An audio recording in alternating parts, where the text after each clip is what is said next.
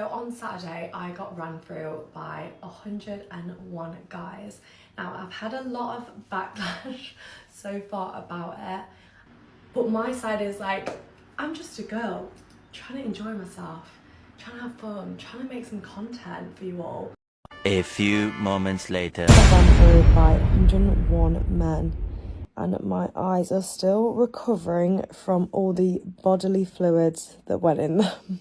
So today is the day where I get run through by 100 guys. How many condoms I have, for fuck's sake. I think this is all I'm going to do with my hair and makeup today. Just a bit of bronzer and a bit of blush. I'm running a little bit late, I think, but we'll be totally fine because the boys can't start without me. Oh, not looking too bad. I'm almost there now. We have to a little bit of a late start, but that's fine. I've got time to make it back up. Hello. How are you doing? How's it going so far? Good. How many are we on? I think only 8. 8 guys. Only 8, not You not enjoying enough. yourself? Yeah, I am actually.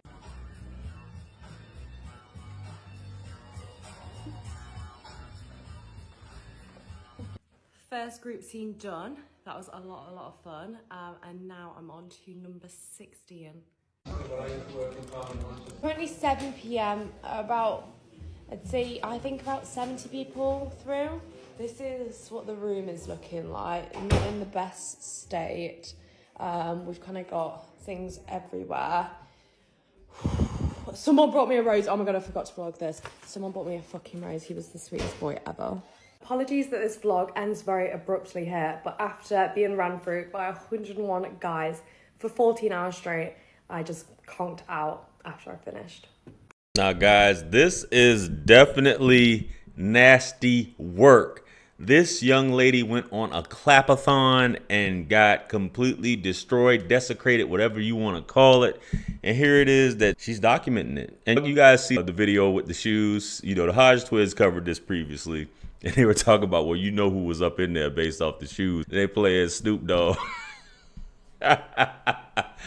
Listen, man, you guys could only imagine the smell in this place, guys. It had to be completely horrendous, terrible. And then the lines of guys going in and she taking breaks and they're like, what number are you on? And the amount of forms that were filled out for this. And here shortly, she's going to get into the actual logistics of this, about how she actually did it, and break down for those of you who may be interested in how she pulled this off. But we're going to get into this clip and see what she's talking about here. Let's go. You might know me as the girl who's been ran through by 101 guys all in one day. I've gotten a lot of questions about the logistics of the day.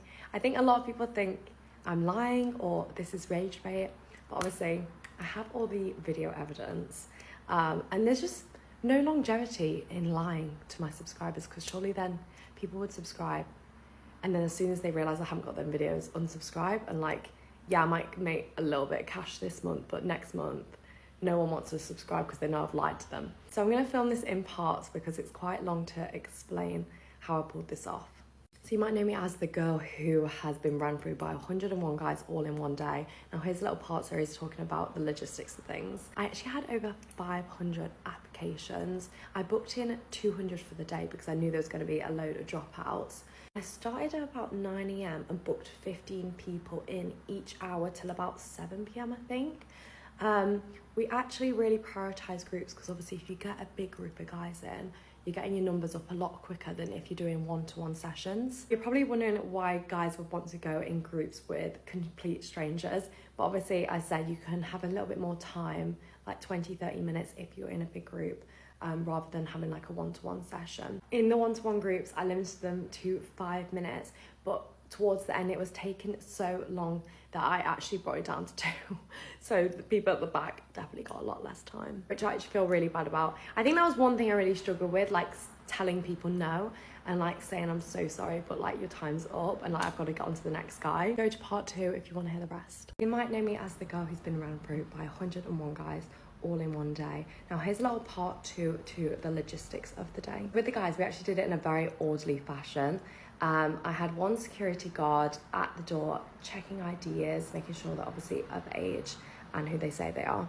Then I have 4 staff members just. So I'm gonna stop her right there. So she had them in groups of 15 per hour, and she had one-on-one sessions, and then she changed it up because these guys were taking too long, 5 minutes apiece, and then she lowered it down to 2-minute drills. So a lot of you guys, you may be used to the 2-minute drill. I don't have an issue with a 2-minute drill. Sometimes time calls for that, where you just got to do that, man. But you just imagine, man, back to back to back to back to back, the amount of huffing and puffing and all this stuff, and it's just like, these women are soulless, man. And this is a point where, yeah, body count.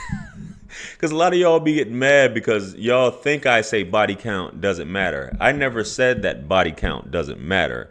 I said in a case like this where you know a woman's body count in one day is 100, or if you grew up with a woman, then yes, it's very important, but you're never going to know a woman's body count. And you're asking, what's your body count? What's your body count? And you guys act like you have the ability to determine, oh yeah, she's been with 206 guys. You guys don't have that ability, man. That's all I'm saying. So let's finish up this clip, guys. Let's go.